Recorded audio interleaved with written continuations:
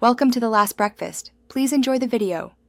Plug the charger and power the Zebronics watch until it shows battery icon. You need at least 50% for initial setup.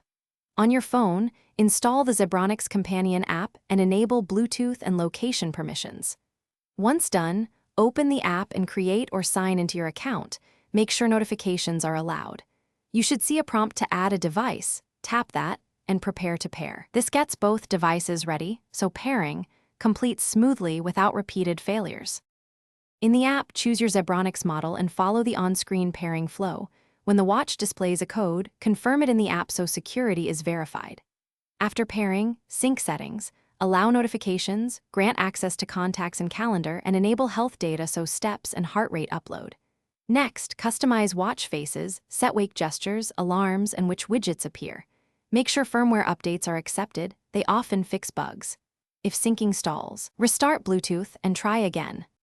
Wear the watch with a comfortable, snug fit to keep sensors against your skin. This improves heart rate and activity accuracy.